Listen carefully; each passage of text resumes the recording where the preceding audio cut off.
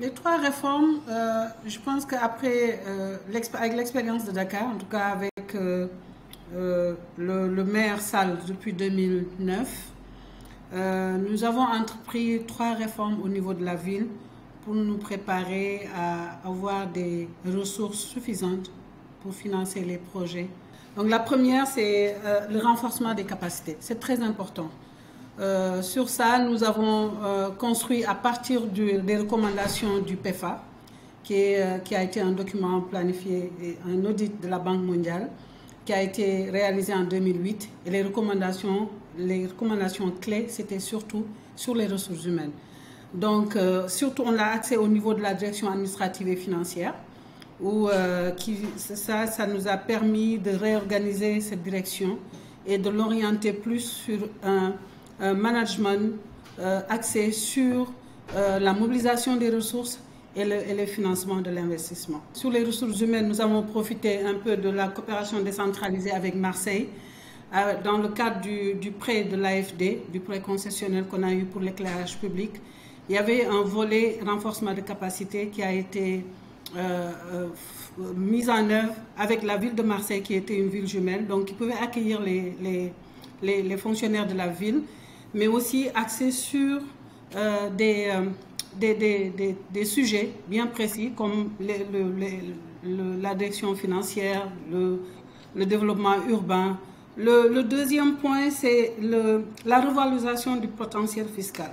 Ça, le maire Sall a mis l'accent dès le début, en 2009, puisque, comme on le dit, la ville de Dakar suit toujours, est confrontée au même problème que les autres collectivités ici au niveau du Sénégal et dans la sous-région et à travers le monde. C'est que les ressources fiscales sont l'apanage du gouvernement central. Et donc, il fallait que la ville y mette du sien. Et le maire a eu la vision de participer à ce programme de recouvrement fiscal et de travailler en symbiose avec la perception municipale, d'ajouter des ressources financières, des ressources humaines, des ressources matérielles pour maximiser le recouvrement, puisque les ressources propres constituent la première garantie pour la ville de Dakar en matière d'investissement, en matière de demande de prêts et d'aller sur le marché. Donc ça, c'était important. La troisième réforme, c'était la planification stratégique. La ville de Dakar s'est dotée pour une première fois, en 2012, d'un document d'orientation stratégique qu'on a lancé en marge d'Africité. Et ça a annoncé le plan de développement économique et culturel, le PEDEC, qui était sur un horizon 2025.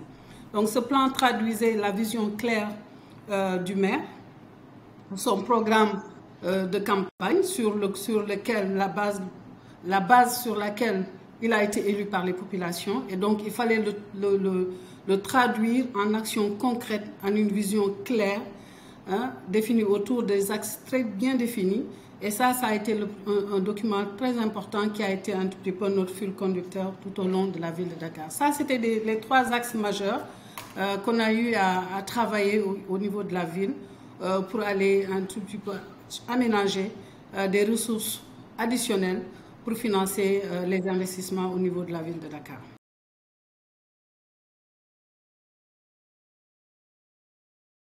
Moi, j'ai souligné pratiquement 3 à 4 actions clés et qui ont bénéficié à la ville et qui pourraient servir aujourd'hui de partage d'expérience avec les autres collectivités territoriales ici au Sénégal et dans la sous-région ouest africaine de manière générale.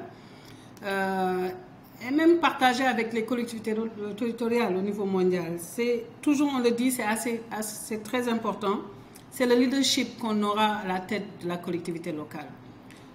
Les maires, aujourd'hui les élus, puisque à chaque fois, c'est redondant de dire que oui, nous avons des compétences transférées qui sont énormes, mais nous n'avons pas les ressources derrière.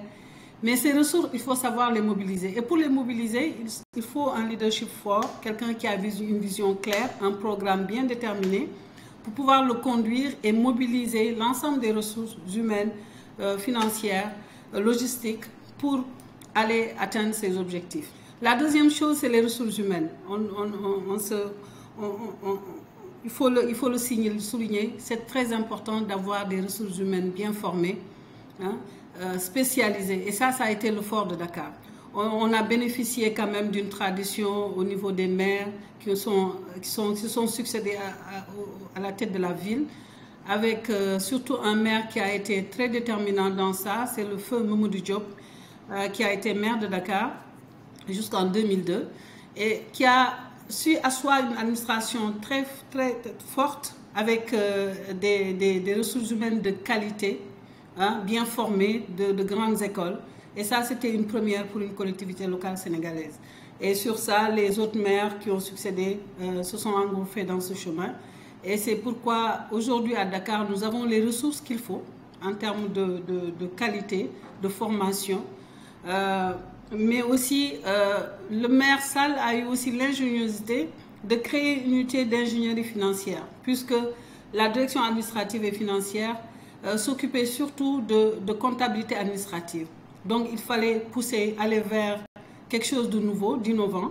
Et c'est pourquoi l'équipe de MFP a été très bénéfique. C'est pourquoi, d'ailleurs, ça a bénéficié d'une recommandation de l'inspection générale d'État qui avait demandé qu'on garde l'unité pour en faire un outil de prospection pour la ville de Dakar, mais aussi pour les communes qui la composent et plus tard pour les collectivités du Sénégal, pourquoi pas.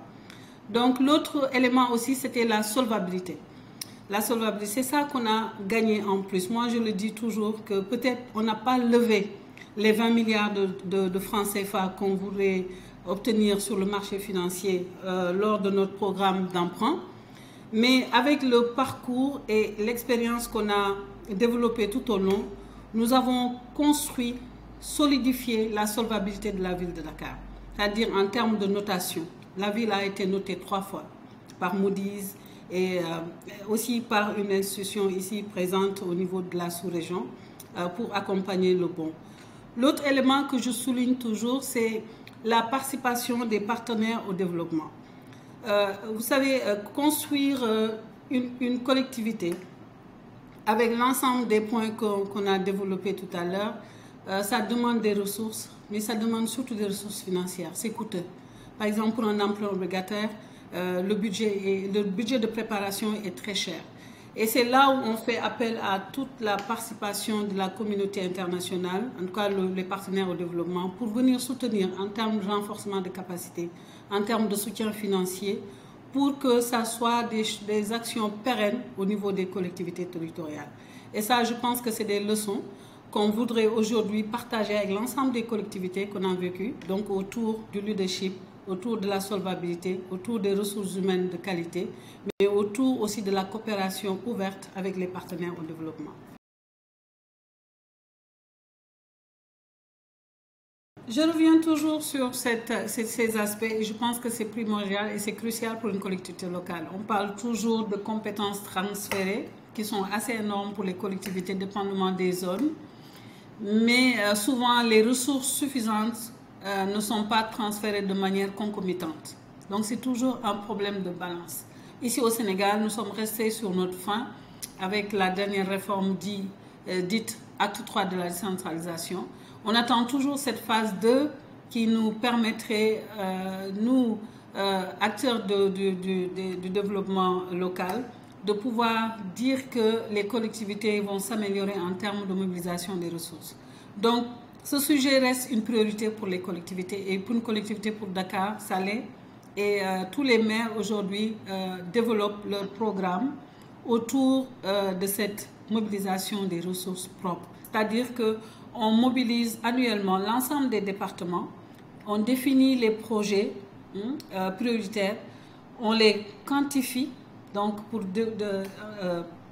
dégager le budget qu'il faut et identifier les ressources disponibles au niveau interne, d'abord avec le budget propre, mais aussi avec les partenaires, le marché financier, que ce soit les banques locales ou les partenaires au développement, les banques de développement comme la BEO. Donc pour Dakar, cette priorité reste cette mobilisation des ressources financières et de se doter d'une capacité d'investissement assez large pour pouvoir financer des infrastructures d'envergure au niveau urbain